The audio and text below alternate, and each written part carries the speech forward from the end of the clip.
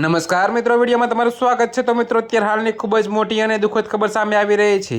ત્યારે મિત્રો તમને જણાવી દઈએ કે ભૂતપૂર્વ કેન્દ્રીય ગૃહમંત્રી શિવરાજ પાટીલનું 91 વર્ષની વયે નિધન થયું છે। તેમને લાંબી બીમારી બાદ તેમના નિવાસસ્થાને અંતિમ શ્વાસ લીધા। જોકે મિત્રો, તેમણે કેન્દ્ર સરકારમાં અનેક ઉચ્ચ હોદ્દાઓ સંભાળ્યા હતા અને લાતુર લોકસભા મત વિસ્તારમાંથી 7 વખત સાંસદ તરીકે ચૂંટાયા હતા।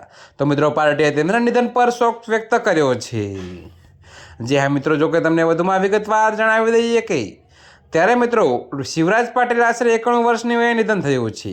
તેઓ લાંબા સમયથી બીમાર હતા। તેમને સવારે લગભગ 6:30 વાગે લાતુરના દેવઘર સ્થિત તેમના ઘરે અંતિમ શ્વાસ લીધા।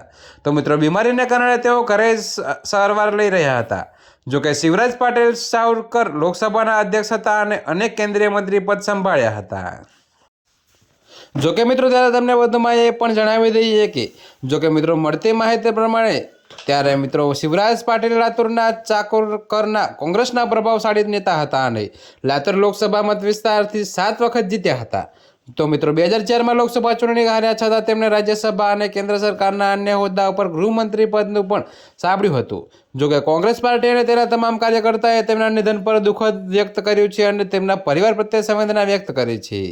ત્યારે મિત્રો, અત્યારે હાલ માટે આટલું જ। મળીશું નવી અપડેટ સાથે। અને જો તમને મારા વિડીયો પસંદ આવતા હોય તો વિડીયોને લાઇક, કોમેન્ટ, શેર અને અમારી ચેનલને સબસ્ક્રાઈબ કરવાનું ભૂલતા નહીં મિત્રો।